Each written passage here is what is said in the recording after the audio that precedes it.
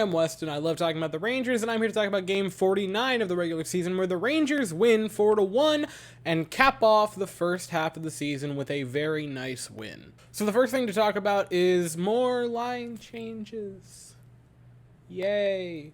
So going into the night, on paper at the very least, the first line was Panarin, Mika, and VC. The second line, again on paper, was Trocheck, Kreider, and Gaudreau, with the third line being Laffy, Kakko, and Hedl. Now, the kids line would actually end up getting just a little bit fraction less than the Mika line. So if you look at overall minutes, they were kind of the second line tonight. And that's sort of what I said going into this game, of if you want to make a point, give them a lot of minutes, and they got them.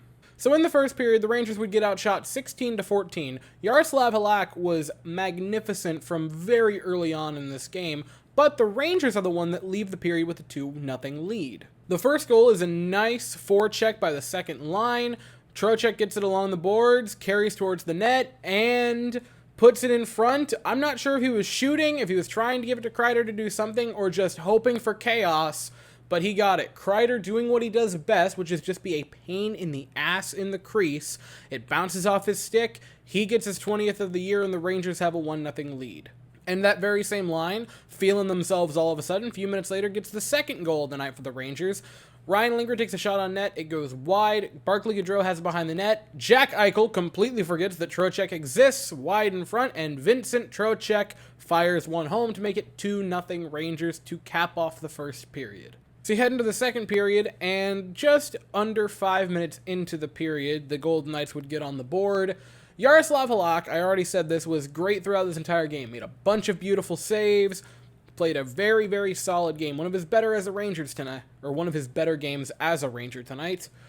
This was just a hard goal to allow for Yaroslav Halak. Phil Kessel has it behind the goal line, mind you, and just sees a hole in his stance. He's hugging the post, but his glove is just begging to be banked off of it, and Kessel, veteran move, banks it in off of it, and scores to make it a 2-1 game. This was the only mistake that Yaroslav Halak made tonight. After that goal, I did think the Rangers did a very good job of making sure the chances that the Knights would get were pretty low danger. Again, that's not to knock anything that Halak did. Stopping 34 shots is a very hard workload, no matter how high or low danger the chances are that it's still a very nice game.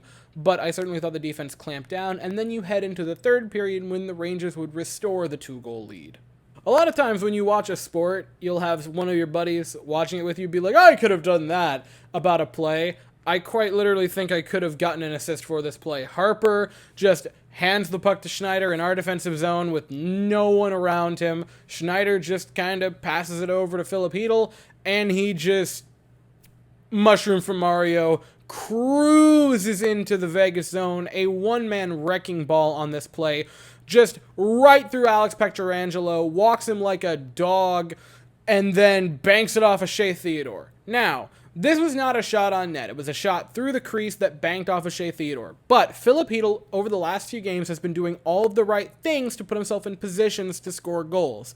So while this goal is for Hedl, it did bank off of a Golden Knight, he's doing the right things. And so even though it was sort of an accidental goal, I still think this is a great moment for him because, yeah, he's just in a mode right now where anything he puts near the net is going in. And with under a minute and a half to play, Jimmy VC scores an empty netter to seal the game. As far as empty netters go, it was pretty darn nice. It was a quick turn and shoot, and it was perfectly on target to score. So, again, solid empty netter. Overall, I thought the Rangers played a very, very nice game. Yaroslav Halak obviously was very good. I thought the defense did a really nice job of this game, specifically the Miller-Trouba pair. I don't really recall a great shot on goal against them all evening. I thought they were really, really solid. And then you move to the offensive side. The kids' line was fantastic. I don't need to say anything more. They looked fantastic. The chemistry is good. Please, for the love of God, don't break them up. Then you have the first and second line. And I thought that Kreider, Trocheck, and Gaudreau did pretty solid tonight. I thought they looked good. I was fine with that line. Mika, Panarin and VC I thought was iffy. Me personally, I would swap Panarin with Kreider and move the second line to the third line, right? So give the kids line second line minutes. And you might say, Weston, you're then giving Artemi Panarin and Vince Trocheck big contracts to be on the third line. And I would say, yeah. And until they prove to me that they deserve the minutes, their third line. I love Artemi Panarin, and it would make me so full of joy if they come out of the break and that line just tears it up. But at this moment in time, the kids line deserves that second line minutes. And that's the thing, right? The lines are very close to being good. I would make that one change. I'm not really complaining at this moment about the personnel of the lines. I'm complaining about the minutes of the lines. And Kakko, Laffy, and Hedl deserve that second line opportunity at this moment. And I kind of alluded to it a second ago, but yeah, the Rangers now head into the All-Star break, and they don't play again until February 6th. There's no hockey for over a week. Baseball is still out of season. The Jets have been eliminated for, technically before the season started as being the Jets, but officially for a couple of weeks now. The soccer team I do stuff with their season ended tonight. There's no lacrosse for a couple of weeks. Send help. Anyway, I'll save the existential crisis till after the camera turns off. The Rangers don't play again till February 6th. That'll be a Monday. You're still in Madison Square Garden, facing the Calgary Flames at 7:30. I'll be here for that game. I don't know what I'm going to do until then, but that's it for the video.